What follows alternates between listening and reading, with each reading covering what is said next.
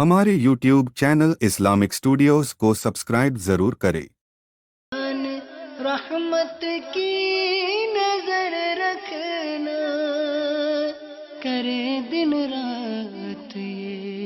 सुन्नत की खिदमत या रसूल अल्लाह।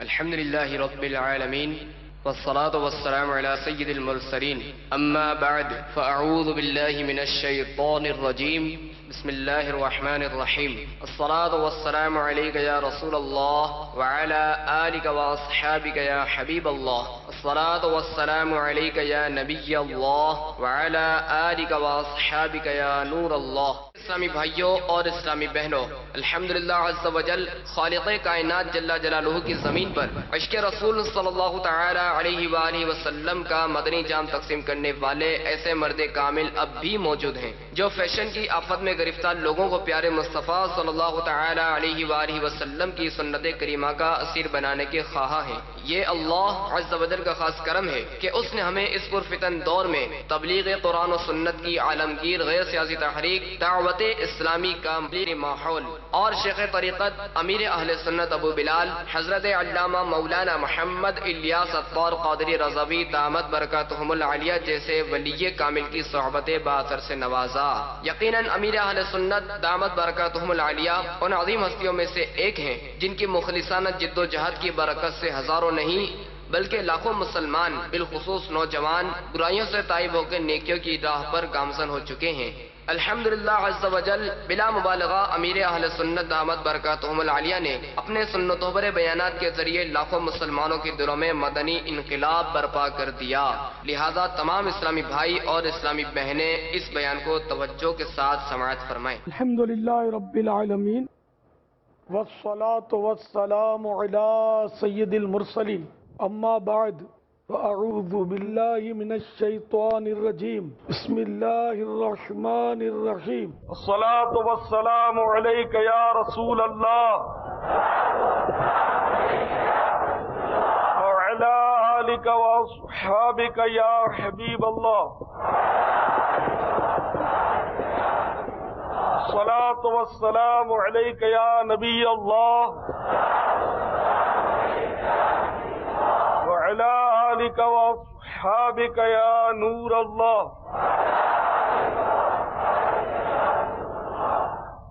بھائیو، رجب المرجب میں سیدنا امام جعفر صادق رضی اللہ تعالیٰ عنہ کا عرس شریف منایا جاتا ہے۔ اسی مناسبت سے آج آپ کی خدمت میں حضرت سیدنا امام جعفر صادق رضی اللہ تعالیٰ عنہ وارضاہ کے کچھ مناقب اور حالات پر عرض کروں گا۔ حضرت سیدنا امام جعفر صادق رضی اللہ تعالیٰ عنہ یہ اہل بیت سے ہیں اور بہت ہی قریبی اہل بیت سے ہیں، بہت مشہور ہیں، بچہ بچہ ان کے نام سے واقف ہے اور الحمدللہ مسلمان بڑے شوق سے ان کے ایصال ثواب کے لیے پورن آتے ہیں۔ حضرت امام جعفر صادق رضی اللہ تعالیٰ عنہ تابعی تھے اور زبردست ولی اللہ بھی تھے اور بے حد باعمل تھے اور ساتھ ہی منکسر المزاج بھی تھے۔ اور یہ یاد رکھیے کہ ان کی ساری جو ہے سادگی، ان کی ساری عاجزی، یہ اللہ والوں کا سرۂ امتیاز ہے۔ انہیں جو اکڑے اور پھونپا کرے، تکبر کا مظاہرہ کرے، اس کو جھاڑا اس کو لتاڑا، تو اس طرح کی ولایتیں نہیں ملتی، نہ اس طرح بزرگی حاصل ہوتی۔ بھلے کتنے ہی بڑے خاندان سے وہ وابستہ ہو، اس کی شرافت نسب اپنی جگہ پر ہے، لیکن بزرگی جو ہے یا ولایت ہے وہ اپنی جگہ پر۔ اولیاء کرام کا خاصہ رہا ہے کہ وہ بڑے منکسر المزاج، سادہ اور نرم خو ہوتے ہیں اور ان کا بھی یہی حال تھا، بلکہ اس قدر عاجزی تھی ان میں اور اس قدر خوف خدا تھا، اس بات سے آپ اندازہ لگائیں کہ ایک مرتبہ سیدنا داؤد طائی رحمت اللہ تعالیٰ علیہ کہ یہ بھی اس وقت کے بہت بڑے عالم، بہت بڑے ولی اللہ اور امام ابو حنیفہ رضی اللہ تعالیٰ عنہ کے شاگرد رشید تھے، بہت خائفین میں سے تھے، اللہ کے خوف رکھنے والوں میں ان کا شمار ہوتا تھا۔ تو آپ کی خدمت میں حاضر ہوتے ہیں سیدنا امام جعفر صادق رضی اللہ تعالیٰ عنہ اور عرض کیا کہ حضور آپ تو سید صاحب ہیں، اہل بیت ہیں، آپ مجھے کوئی نصیحت فرمائیں۔ آج کل اگر کسی کی تعریف کی جائے کہ آپ تو بھائی ماشاءاللہ بڑے بزرگ ہیں، اللہ والے ہیں، نیک آدمی ہیں، بڑے عاشق رسول ہیں، تو وہ پھولا نہیں سماتا، پھول جاتا۔ لیکن جو اصل مال ہوتا ہے نا، اس کا حساب بھی کچھ ہوتا ہے۔ خالی ڈبہ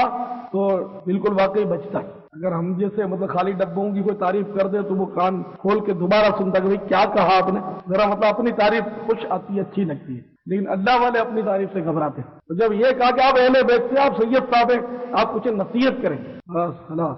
وہ انکساری کا مظاہرہ کیا کہ کوئی کر کے دکھائے، سبحان اللہ، اتنے بڑے ولی اللہ ہونے کے باوجود آپ خاموش ہو۔ تو پھر دوبارہ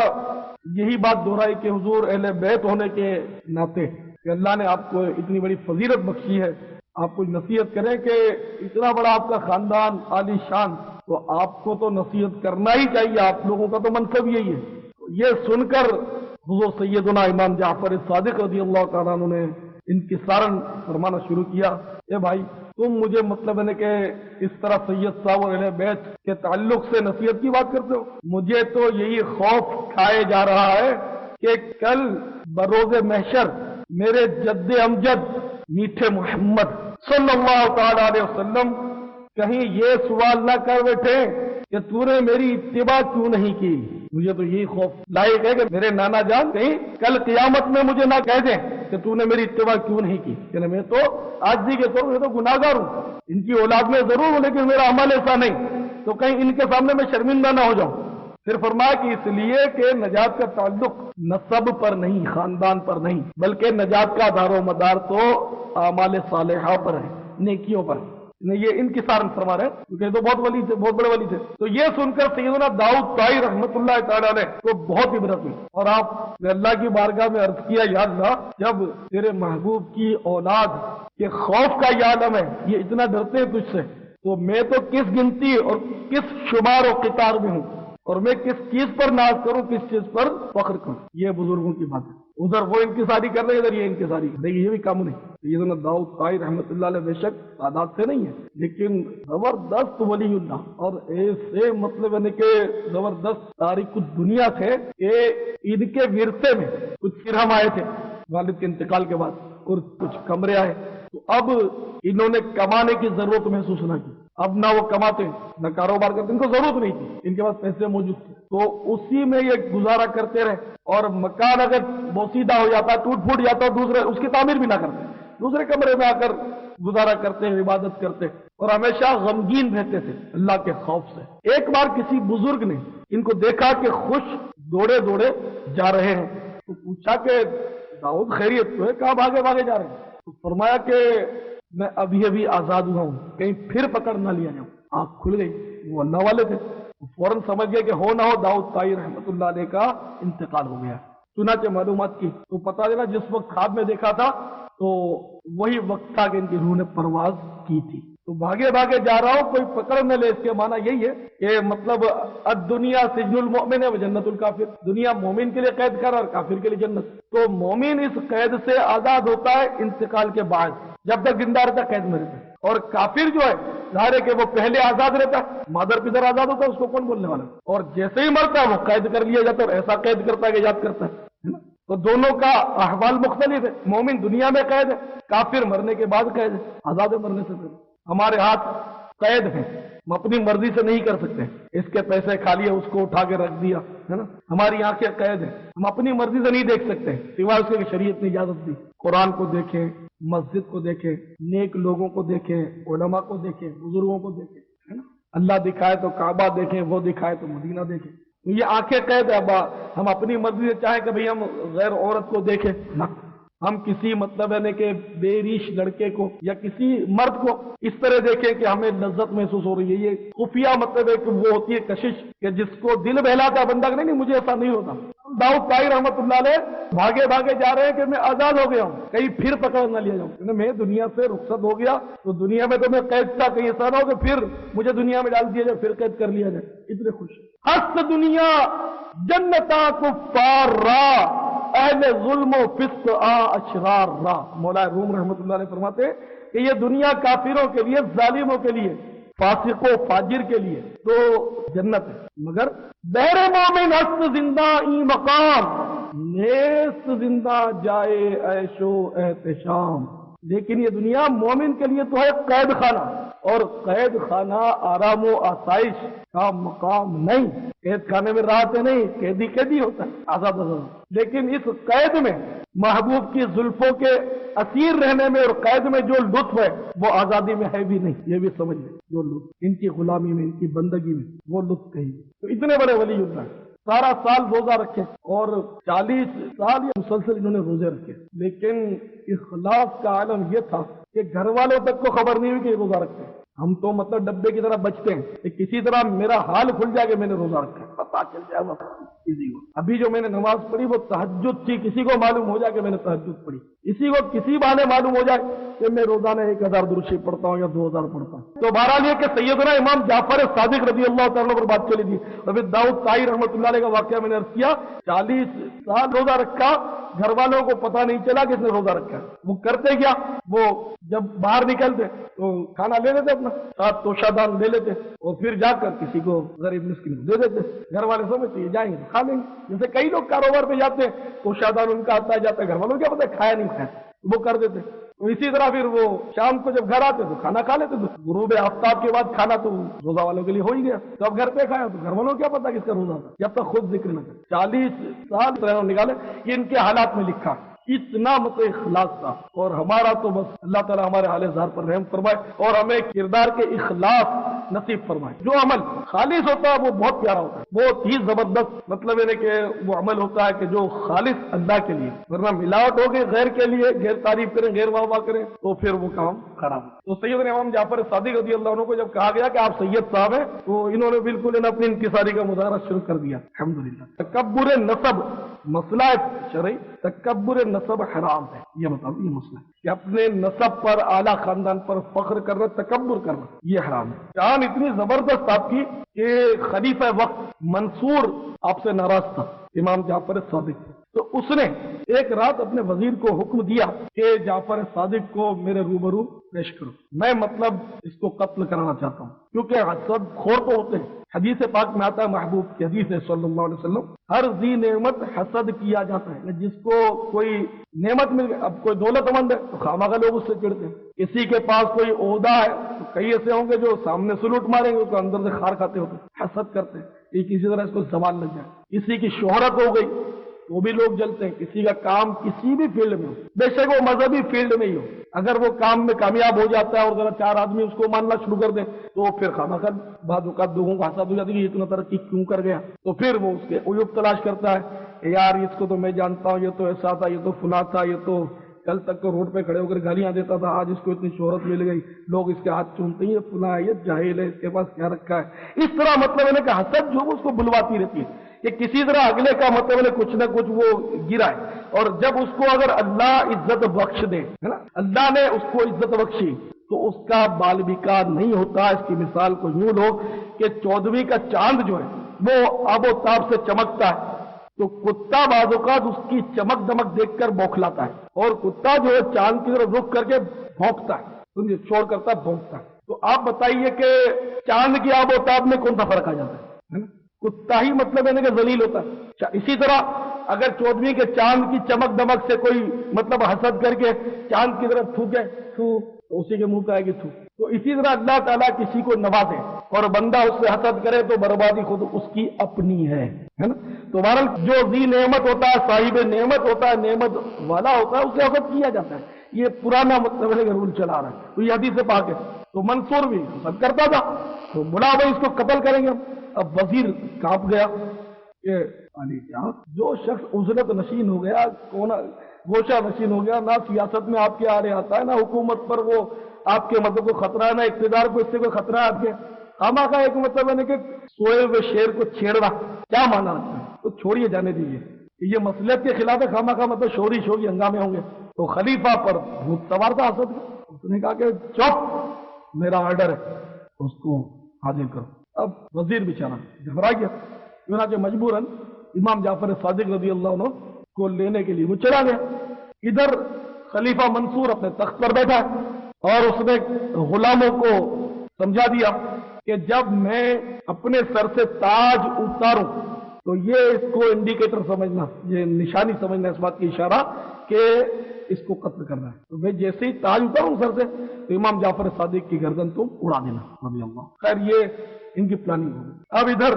امام جعفر صادق رضی اللہ تعالیٰ عنہ تشریف لے آئے وزیر کے ساتھ جب دربار میں، بادشاہ پر ہیبت تاری، ایک دم وہ کھڑا ہو گیا اور بڑی یعنی کہ تعظیم و تکریم کر کے اپنے تخت پر بٹھایا، خود نیچے بیٹھ گیا۔ اللہ کی شان ہے، جسے خدا رکھے اسے کون چکھے، وہ نیچے بیٹھ گیا۔ وزیر حیران کہ یہ ہوا کیا، اور بڑی عاجزی اور دجاجت سے ہاتھ باندھ کر درخواست کی، عالی کیا کوئی مطلب میرے لائق خدمت ہو تو ارشاد فرمائے۔ سبحان اللہ، کوئی بادشاہ کسی سے متاثر ہو جائے تو اپنے جیسا 2-4 لاکھ تو مانگ ہی لے، بادشاہ متاثر کچھ تو دے ہی دے، 2 لاکھ مانگیں گے تو 2-5 ہزار تو ڈال ہی دے گا اپنی جھولی میں۔ ہاں، انہوں نے کیا فرمایا؟ انہوں نے فرمایا کہ بس میری خدمت یہی ہے کہ آئندہ مجھے دربار میں بلانا مت، یہ خدمت تمہارے ذمہ میری۔ چنانچہ منصور نے وعدہ کر لیا کہ حضور آئندہ کبھی آپ کو زحمت نہیں دی جائے گی، اور بڑے عزت و احترام کے ساتھ رخصت کیا، اور اتنا اس پر ہیبت طاری ہوئی تھی بادشاہ پر، وہ خلیفہ منصور پر، کہ 3 شبانہ روز وہ بے ہوش پڑا۔ خیر جب یہ سے ہوش آیا تو اب سارے لوگ حیران تھے کہ اس کو ہو کیا گیا، کہاں یہ قتل کرنے کے لیے بلایا اور کہاں یہ مطلب بالکل الٹا معاملہ ہوا، مسئلہ کیا ہے؟ خیر جب اس کے آواز قائم ہوئے تو اس کو پوچھا کسی نے ہمت کر کے کہ علی جان یہ پاسا کیسے پلٹ گیا؟ تو منصور نے بولا کہ بس مت پوچھو بات، جب امام جعفر صادق میرے دربار میں داخل ہوئے نا تو ان کے ساتھ ساتھ ایک بہت بڑا اژدہا تھا، سانپ، منہ اس کا کھلا ہوا تھا اور منہ اتنا بڑا تھا اس کا کہ وہ تخت سمیت مجھے نگل جاتا۔ اس نے مجھے مطلب یعنی کہ اس اژدہے نے کہا جو تم لوگوں نے نہیں دیکھا وہ مجھے نظر آیا کہ اگر تو نے ذرا سی بھی بے ادبی کی نا تو تخت سمیت تجھے نگل جاؤں گا۔ اب بتائیے کتنی بڑی شان تھی امام جعفر صادق، اور پھر بھی ان کی ساری، اور بات بھی یہی ہے کہ جو شاخ پھلدار ہوتی ہے جھکتی وہی ہے، جو پرہیزگار ہوتا ہے وہی منکسر المزاج بھی ہو جاتا ہے۔ انہیں جس کے بعد کچھ ہے تو وہ تو انکساری کرے گا، تو جو شاخ پھلوں سے لدی بھی وہ جھکی رہتی ہے وزن سے، بوجھ سے، اور جس میں پھلی نہیں تو وہ اکڑتی ہے، خوب اکڑتی ہے۔ تو ہم لوگ عمل سے کوڑے ہیں تو خوب اکڑتے رہتے ہیں، اور جو نیک اور پرہیزگار لوگ ہوتے ہیں وہ جو جھکے رہتے ہیں، ان کی ساری نیکیوں کے پھل ان میں لگے ہوتے ہیں تو اس کے بوجھ سے ان کا سر جھکا رہتا۔ ایک بار سیدنا سفیان ثوری رحمت اللہ علیہ بہت جلیل القدر تابعی ہوئے ہیں، آپ کی خدمت میں حاضر ہوتے ہیں اور عرض کرتے ہیں کہ حضور آپ کیا مطلب گوشہ نشین پڑے رہتے ہیں، کاش آپ لوگوں کے درمیان تشریف رکھا کرتے ہیں، لوگوں کو واعظ و نصیحت فرماتے، فیوز و برکات اپنے لٹاتے۔ تو حضرت سیدنا جعفر صادق رضی اللہ تعالیٰ نے 2 اشعار پڑھے عربی، جس کا ترجمہ کچھ یوں ہے: کسی جانے والے انسان کی طرح وفا بھی رخصت ہو گئی اور لوگ اپنے خیالات میں غرق ہو گئے، تو بظاہر ایک دوسرے کے ساتھ اظہار محبت و وفا کرتے ہیں، لیکن ان کے دل بچھوؤں سے لبریز ہیں۔ واقعی یعنی کہ بہت بڑی بات کہی انہوں نے کہ اس دور کی بات ہے، تابعین کا دور تھا، اب تو بہرحال وفا کا بھی گلا گھونٹ دیا گیا اور جنازے اٹھ گئے وفا کے، اور اظہار محبت اور مودت خالی نام کو۔ اس وقت یہ فرما رہے کہ وفا چلی گئی، جیسے انسان مر جاتا وفا مر گئی، لوگ بظاہر ایک دوسرے سے محبت کا اظہار کرتے بھی ہیں، یہ بھی فرمایا، لیکن اندر میں تو ان کے بغض ہیں، بچھو بھرے ہیں۔ بہت بڑی بات حقیقت یہی، جیسے ہم پوچھتے ہیں بھائی کیا حال ہے، خیریت ہے، گھر میں سب اچھے ہیں، خالی پوچھتے ہیں ہم لوگ اوپر اوپر۔ اگر وہ کہہ دے کہ بھائی قرضے کے بار میں ڈوبا ہوں، یہ پوچھیے ہمدردی کی تو کچھ دینا چاہیے، وہ کہے قرضے کے بار میں ڈوبا ہوں، ہم تو ہو تو لے لیں، اس دینے کا تو سوچ بھی نہیں سکتے۔ اگر وہ مانگنے کی بھول کر لے تو آئندہ رستہ بھی بدل دیں، اس نکلے نہیں، اس کے سامنے ہی نہ ہے۔ حضرت امام محمد سیرین رحمۃ اللہ علیہ کا واقعہ ہے کہ انہوں نے کسی سے طبیعت پوچھی، آپ کی طبیعت کیسی، مزاج کیسے، مزاج شریف، خیریت جناب، پوچھتے نا، پوچھ لیا کہ مزاج شریف، بندہ بڑا شریف تھا اور سیدھا سادہ اور صاف وہ۔ اس نے کہا حضور قرضے میں ڈوبا ہوا ہوں، بچوں کے فاقے ہو رہے ہیں۔ آپ نے فرمایا کہ اچھا ابھی آئے، آپ گھر تشریف، اور 1000 درہم یا کچھ اسی طرح کی رقم لی اور آ کر فرمایا کہ وہاں تو اپنا قرضہ چکاؤ اور وہاں تو بچوں کی غذا کے لیے استعمال کرو، اس طرح فرمایا۔ اور فرمایا کہ کسی کو طبیعت پوچھے، مزاج پوچھے، اور جب وہ شکوہ کرے اپنے مزاج کا، کوئی اس کی تکلیف کا اظہار کرے تو پھر اس کی تکلیف دور نہ کرنا، یہ بے وفائی اور بے مروتی ہے۔ اور پھر طے کیا کہ اب کسی کو میں کبھی طبیعت نہیں پوچھوں گا، کہ میں طبیعت پوچھوں اور پھر میرے دل میں کھوٹ ہو جائے اور میں اس کی خدمت نہ کر سکوں، اس لیے طبیعت پوچھنا چھوڑ دیا۔ خالص مال ہوتا تھا ایمان سے، خالص किस्मत। जब ही तो आज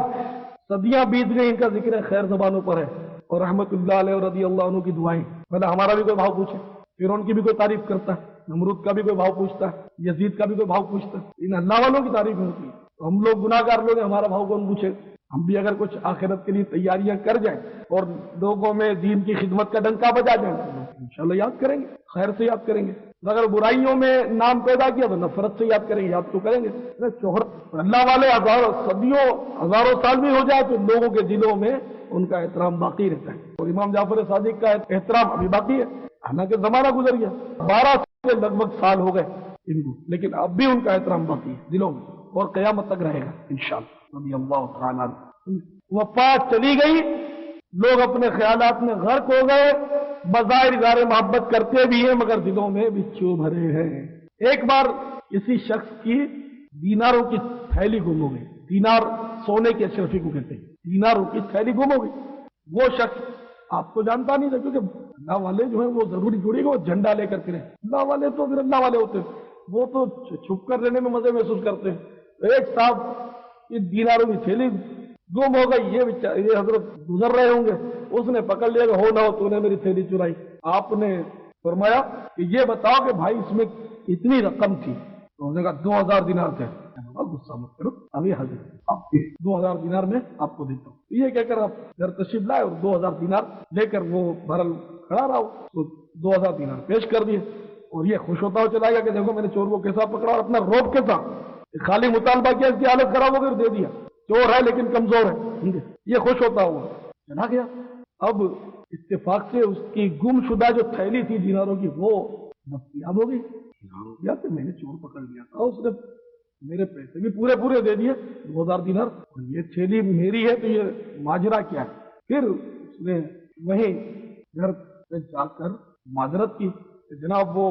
माफ करना, मतलब ये कि मेरी थैली मिल गई है और आप बड़े सखी मालूम होते हैं, बहरहाल अपने पैसे ले लीजिए। आपने फरमाया कि हम देकर वापस नहीं लेते, आप ये भी रखें। देखिए वो हैरान हुआ, इससे मालूम की कि ये सखी दाता है कौन, है कौन। फिर लोगों ने बोला सुभान अल्लाह, तू इनसे वाकिफ नहीं, ये तो औलाद रसूल हज़रत इमाम जाफर सादिक हैं रज़ी अल्लाह तआला, नाम इसने बहरहाल सुना था। फिर वो चौंका के ये है, बहुत नादिम और पशेमान हुआ, ये कहने की जरूरत नहीं, तो ये ऐसे अल्लाह वाले गुदली के लाल। एक बार अब अल्लाह का जिक्र करते हुए तशरीफ लिए जा रहे थे, तो एक और अकीदतमंद वो भी अल्लाह अल्लाह करके आपके साथ चल पड़ा। तो आपने एकदम मुनाजात की, अल्लाह मेरे पास कोई बेहतर लिबास मौजूद नहीं, अभी इतना कहना ही था कि गैब से एक बेश कीमत लिबास जाहिर हो गया, आपने उसको ले लिया, उस लिबास को ज़ेबतन फरमा दिया। जो दीवाना पीछे लगा हुआ था उसने अर्ज किया कि हुजूर अल्लाह अल्लाह तो मैं भी आपके साथ कर रहा था, तो मुझे भी तो फिर का हिस्सा मिलना चाहिए। और दीवानगी में कह रहा था, कहाँ इसका अल्लाह अल्लाह करना, उनका अल्लाह अल्लाह करना, बहुत फर्क है जमीन आसमान का फर्क। लेकिन ये तो सही सखियों की औलाद थे। दीवाने ने हिस्सा मांगा, और मांगा क्या हुआ, उसने कहा कि हजरत मैं भी हिस्सेदार हूँ, अल्लाह तो मैं भी किए जा रहा था, अब यूं करो नया आप रख लो तो पुराना तो मुझे दे दो। तो तबर्रुक में पुराना लिबास लेके चल पड़ा, हजरत दे दिया। आप फरमाते हैं कि 5 लोगों की सोहबत से, 5 किस्म के लोगों की सोहबत से बचते रहो। नंबर 1, झूठे आदमी की सोहबत से बचो, क्योंकि झूठे की सोहबत की वजह से उसकी सोहबत जो है वो आदमी को धोखे में मुब्तला कर देती है। दूसरा, बेवकूफ और अहमक की सोहबत से बचो, क्योंकि वो अगर तुम्हें फायदा भी पहुंचाना चाहेगा तो पहुंचाएगा नुकसान। तीसरा नंबर, कंजूस की सोहबत से बचो, इसकी सोहबत से बेहतरीन वक्त जाया हो जाता है। चौथा, बुज़दिल की सोहबत से बचो, क्योंकि ये वक्त पड़ने पर साथ छोड़ देते। तो फासिक की सोहबत से बचो, क्योंकि एक निवाले की लालच में वो मुसीबत में मुबतला कर देता है, एक निवाले की लालच में तमाम मुसीबत में मुब्तला कर देता है। बहरहाल ये कि इब्न इमाम जाफर सादिक रज़ी अल्लाह तआला अन्हु ये बहुत बड़े वलीउल्लाह, जबरदस्त ताबीई और बहुत बड़े अल्लाह वाले थे। रजबुल मुरज्जब में इनकी याद में अल्हम्दुलिल्लाह हमारे यहाँ मुसलमान जो हैं वो बकसरत घरों में फूलों पर इनकी फातिहा दिलाते और नियाज करते। बाद औक़ात इस ज़िम्न में देखा कि गलत फहमियाँ लोगों को हो जाती हैं, फैलाई जाती हैं, गलत फहमियाँ कुछ न कुछ मतलब नहीं, हिसाब किताब ऐसा रहता है तो बंदा कंफ्यूज हो जाता है और ईद, हर साल یہ تو نہ قرآن میں اس کا ذکر ہے نہ حدیث میں ذکر ہے، یہ تو نہیں ہونا چاہیے، یہ تو یوں ہے، یہ تو حرام ہے، یہ تو سنا ہے۔ اس طرح بندہ مطلب ہے کہ اس دلیل پر تو فوراً کنفیوز ہو جاتا ہے کہ نہیں صحابہ کرام کے دور میں نہیں تھا، سرکار کے دور میں نہیں تھا، صحابہ کے دور میں نہیں تھا، تو یہ اب کیسے ہو گیا؟ یہ تو ناجائز ہونا چاہیے، اسلام تو مکمل ہو چکا۔ یہ موٹی عقل والا بندہ جو وہ تو بالکل پھسل جاتا ہے۔ نہیں، جب یعنی کہ رسول اللہ صلی اللہ علیہ وسلم کے دور میں نہیں تھا، صحابہ کے دور میں نہیں تھا، اور اسلام مکمل ہو گیا، الیوم اکملت لکم دینکم کی آیت نازل ہو گئی کہ ہم نے آج کے دن تمہارا دین مکمل کر دیا، تو اب یہ کنڈے کہاں سے داخل ہو گئے دین میں؟ لوگ ثواب سمجھ کر کی کرتے ہیں، نہیں ہونا چاہیے۔ تو یہ مطلب یعنی کہ بہت بڑی غلط فہمی لوگوں کو ہو جاتی ہے۔ اس ضمن میں وضاحت کر دوں تاکہ کسی کے ذہن میں یہ شبہ ہو، بے شک وہ کنڈے نہ کرے، یہ ضروری نہیں کہ کنڈے کرے ہی کرے، یہ امر مستحب ہے، کرے تو ثواب ہے، نہ کرے تو کوئی گناہ نہیں ہے۔ لیکن اس کرنے کو گناہ کہنا یہ یقیناً گناہ، ایک مطلب حلال فعل کو خامخواہ حرام کہنا اور مسلمانوں پر اتہام رکھنا کہ یہ حرام فعل کرتے ہیں، معاذ اللہ۔ تو علی جا پہلے تو یہ سن لیں کہ یہ دلیل ہی باطل ہے کہ جو مطلب یعنی کہ سرکار و صحابہ کرام کے دور میں کام نہیں ہوتا تھا وہ حرام ہے، یہ دلیل ہی باطل ہے۔ اگر اس دلیل کو مان لیا جائے کہ جو رسول اللہ صلی اللہ علیہ وسلم اور صحابہ کرام کے دور میں نہیں ہوتا تھا وہ حرام ہے، اگر یہ مان لیا جائے تو آج ایک قدم بھی بندہ نہیں چل سکتا، ایک قدم۔ اسلام جو ہے یہ قرآن کے اندر ہے، یقیناً ہے نا، قرآن میں ہر چیز کا بیان ہے، یہ آیت ہے قرآن کی، پورا اسلام جو قرآن میں، اس کی تفسیر حدیثوں میں ہے، کہ ہم پورا سمجھ نہیں پائے قرآن کی تو حدیثوں کو دیکھ لیا۔ تو اب یہ قرآن جو شروع میں نازل ہوا اس وقت لکھنے کا جو حساب کتاب تھا، جو چمڑے پہ درخت کے پتوں پر، اب یہ کہ جو رحمت عالم صلی اللہ علیہ وسلم کے دور میں لکھا گیا جس خط سے، پھر وہی قرآن جاؤ کسی سے تعلیم حاصل کرو، اس کو پڑھ کے دکھاؤ تو پھر تم کو مانو۔ ابھی آج کل یہ کمپنی تو کھلا کمپنی تو کھلا پبلشنگ کمپنی یہ چھاپے جا رہی ہے قرآن کو نہیں کہا۔ اور مزے کی بات یہ کہ آپ کو حیرت ہوگی کہ حجاج بن یوسف جو بڑا سفاک فرما روا گزرا ہے، بڑا سفاک اور ظالم، صحابہ کو کہتے ہیں اس نے شہید کرایا، اس ظالم و جابر نے قرآن مجید پر اعراب لگوائے، زیر زبر پیش جزم تشدید اعراب کی منزلیں، پارے صورتیں، یہ جو موجودہ اس کی ترتیب ہے نا، تو یہ حجاج بن یوسف نے کرائے، جو نہ نبی ہے نہ صحابی ہے، بات اس نے کرا۔ اب ہر ایک اس قرآن کو پڑھنے پر مجبور ہے، اس کے علاوہ وہ پڑھ ہی نہیں سکتے، اعراب بغیر کا، زیر زبر پیش بغیر کا قرآن ہم لوگ پڑھ ہی نہیں سکتے۔ تو یہ اس دور میں نہیں تھا لیکن جائز ہے، ہر ایک اس کو مانتا ہے، جو کنڈے کو حلال کہے وہ بھی مانتا ہے، جو کنڈے کو حرام کہے وہ بھی مانتا ہے۔ پھر مزے کی بات یہ جہاں امام کھڑا ہوتا ہے، یہ جو طاق بنی ہوئی ہے آپ کی مسجد میں سامنے نظر آ رہی ہے، یہ ہر مسجد میں ہوتی ہے طاق، یہ بھی نہ میرے محبوب صلی اللہ علیہ وسلم نے بنائی نہ صحابہ کرام نے بنائی۔ آپ کو حیرت ہوگی یہ طاق جو ہے یہ سیدنا عمر بن عبد العزیز رضی اللہ تعالیٰ عنہ نے سب سے پہلے بنائی، طاق کا رواج پڑا، اب ہر مسجد میں ہوتا ہے، اور اس کو بھی حرام کہنا پڑے گا کیونکہ دور محبوب میں اور صحابہ کرام کے دور میں نہیں تھا۔ یہ میں سمجھانے کے لیے عرض کر رہا ہوں، ورنہ خدا کی قسم آج بھی محبوب کا دور ہے، ہمیشہ کے لیے، قیامت کے لیے رسول ہے، قیامت تک کے لیے رسول ہے۔ آدم کا پتلا نہ بنا تھا جب بھی وہ دنیا میں نبی تھے، ہے ان سے آغاز رسالت صلی اللہ علیہ وسلم، تو ان کا زمانہ، لیکن سمجھانے کے لیے تمہارا لیے کہ یہ دلیل نہیں چلے گی۔ یہ حدیث کی کتابیں جو ہیں صحیح بخاری یا مسلم اور ابو داؤد اور ابن ماجہ اور ترمذی اور نسائی اور طبرانی اور مشکات، اتنی بھی کتابیں کوئی بتا دو کہ ایک بھی کتاب ان میں سے اس دور میں تھی، نہ سرکار نے چھپوائی نہ صحابہ کرام نے چھپوائی، بعد میں سلسلے ہوئے۔ پھر حدیث کی قسمیں جو ہیں یہ صحیح ہے، یہ حسن ہے، یہ ضعیف ہے، یہ غریب ہے، اس طرح قسمیں تیسوں قسم، یہ سب کہا تھی بعد میں آئے 6 کلمے آتے ہیں، یہ 6 کلمے جو 6 کلمے سب بات کے اس دور میں نہیں۔ حج کرنے کے لیے سب تڑپ تھے، پہلے تو حج کرنے کے لیے بندہ گھوڑے پہ جاتا تھا، اونٹ پر جاتا تھا یا پیدل جاتا تھا، اب یہ جو سفینے میں تیرتے ہوئے آپ جاتے ہیں یا ہوائی جہاز میں اڑ کے جاتے ہیں، کہاں ایجاد ہوئے تھے یا ان کا رواج نہیں تھا ان میں سفینوں کا حج میں جانے کے لیے، سب بعد میں آئے۔ تو ایسی ہزاروں مطلب ایجاد ہے سب بعد میں۔ یہ اسپیکر پر میں تبلیغ کر رہا ہوں، اس وقت تبلیغ اسپیکر آپ کو ثابت کر دے کسی صحابی نے اسپیکر پر تبلیغ کی، یہ جائز ہے کہ شریعت سے نہیں ٹکراتا؟ تو جب یہ ساری باتیں جائز ہوتی چلی جا رہی ہیں تو بیچارے رہ گئے کونڈے، ان کو بھی جائز کر دو نا۔ اور مشکات شریف کی حدیث ہے، مشکات شریف کی حدیث ہے کہ جو کوئی اسلام میں اچھا طریقہ جاری کرتا ہے، جو مسلمان اسلام میں اچھا طریقہ جاری کرتا ہے تو اس کو اس کا ثواب ملتا ہے۔ پھر جتنے لوگ اس پر عمل کرتے چلے جاتے ہیں، اچھا نیا طریقہ اچھا جاری کرتا، جاری وہی کرے گا جو نیا ہو، تو پھر اس کو ثواب ملتا ہے۔ جتنے لوگ اس پر عمل کرتے ہیں ان سب کو بھی ثواب ملتا ہے، اور پھر ان سب کے مجموعے کے برابر جاری کرنے والے کو ثواب ملتا ہے۔ اسی طرح اسلام میں جو کوئی برا طریقہ ایجاد کرتا ہے اس کو اس کا گناہ ملتا ہے، اور جتنے لوگ عمل کرتے ہیں ان کو بھی اپنا اپنا گناہ ملتا ہے۔ پھر ان سب کے مجموعے کے برابر اس برے طریقے کے موجد کو رائج کرنے والے کو گناہ ملتا ہے۔ یہ اس کی اصل ہے۔ تو ہر وہ طریقہ جو شریعت سے نہ ٹکراتا ہو، اچھا ہو، وہ جائز ہے، اور اس کے ثواب بھی ثواب ہے۔ جیسے یہ ساکھ عمر بن عبدالعزیز رضی اللہ عنہ نے پہلی بنوائی تو یہ جاری کرنے والے کو یقیناً ثواب ثواب ملتا رہے گا۔ اس طرح کے بے شمار طریقے ہیں جو بعد میں رائج ہوئے تو ان کو ثواب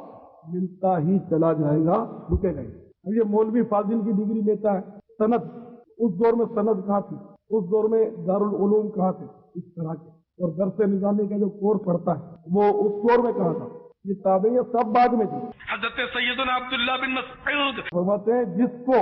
مسلمان اچھا سمجھے وہ عند اللہ، انہیں اللہ کے نزدیک بھی اچھا ہے۔ تو لاکھوں مسلمان امام جعفر صادق رضی اللہ عنہ کی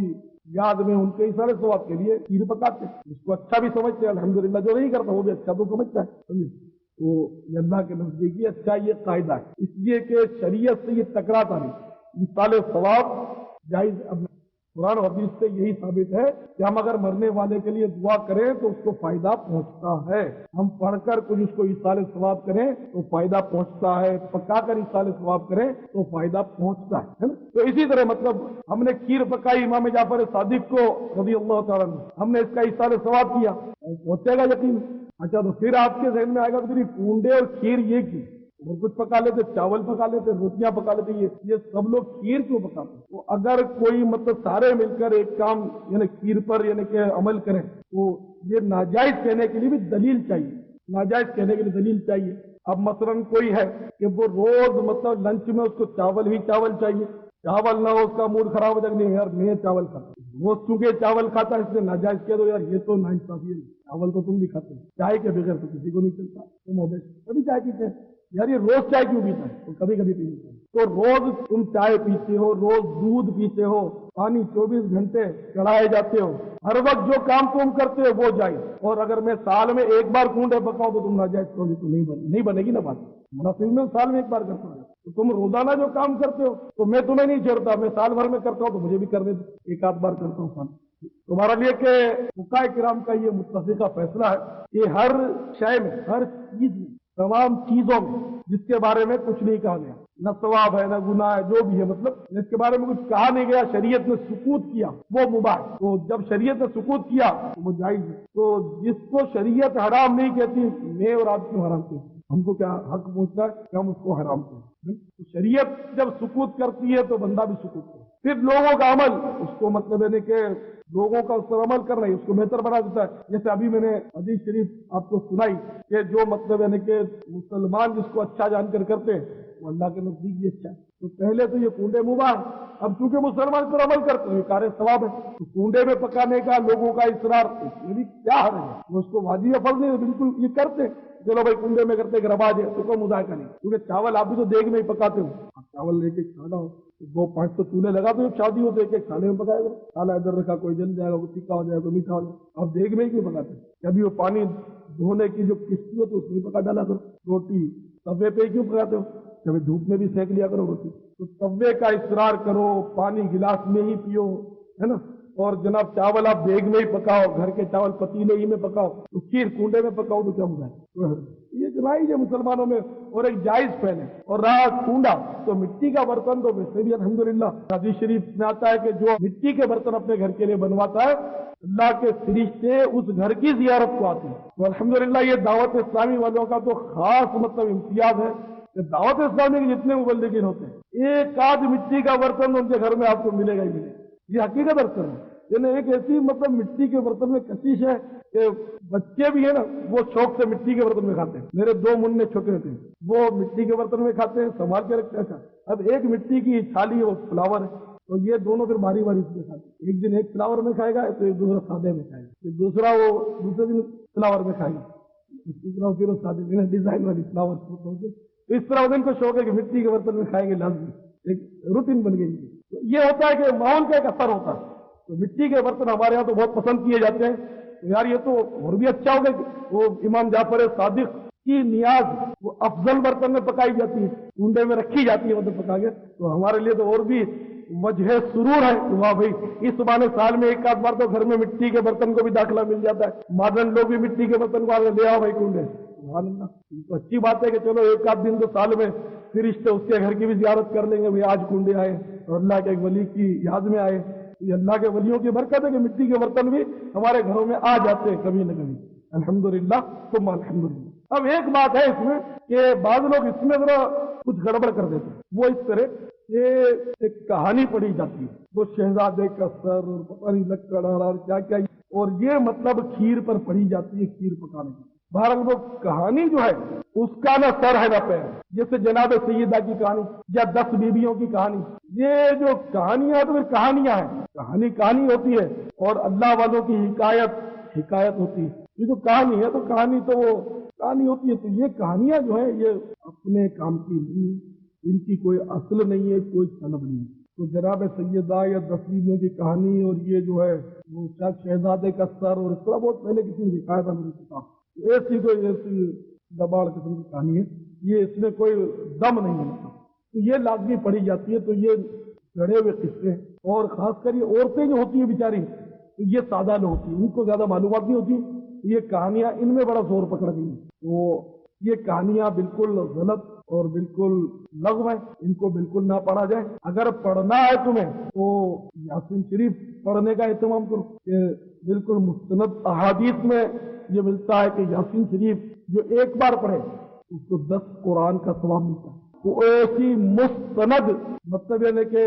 یاسین شریف کے ہوتے ہوئے تمہاری کہانی بھی چند صفوں کی، اور یاسین شریف بھی چند صفوں کی 5 ہی تو رکو ہے، اس کے بدلے اس کا رواج ڈالو۔ اور میں جگہ جگہ بتاتا رہتا ہوں اللہ کرے یاسین شریف کا رواج پڑ جائے، ٹھیک ہے وہ اس دور میں تو نہیں چاہیے، لیکن مجھے امید یقین ہے کہ انشاءاللہ مجھے ثواب ملتا رہے گا مرنے کا، یہ اگر رائج ہو گئی یاسین شریف۔ جگہ جگہ میں سمجھاتا ہوں، اگر تم نے منت مان لی ہے کہ میں کہانی پڑھوں گی تو بھی اس منت پر عمل نہیں کرو، کہ جو ناجائز منتیں ہوتی ہیں ان کا پورا کرنا بھی ناجائز ہے۔ یاسین شریف پڑھ لو، بے شک نیاز بی بی فاطمہ کی ضرور کرو، نیاز ہر ولی کی کرو، ہر صحابی کی کرو، ہر نبی کی کرو، لیکن یہ کہانیاں مت۔ پھر بعض جگہ یہ بھی دیکھا کہ اس کنڈے کو گھر سے باہر نہیں لے جانے دیتے، تو یہ بھی ایسا فعل ہے جو عقل کے خلاف ہے، کہ اس کی بظاہر کوئی یعنی کہ وجہ نظر نہیں آ رہی۔ وہاں اس سارے سواب کے لیے پکانا کھانا اس کے تو میں نے دلائل دیا آپ کو۔ اب یہ کہیں یہ کہ باہر لے جانا اس کو مطلب اس سے لوگ